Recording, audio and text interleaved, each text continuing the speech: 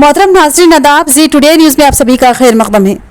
मौजूदा मौसम बरसात के दौरान बोधन में बारिश का पानी जमा न होने के लिए जंगी खतूत पर महकमा बल्दिया की जानिब से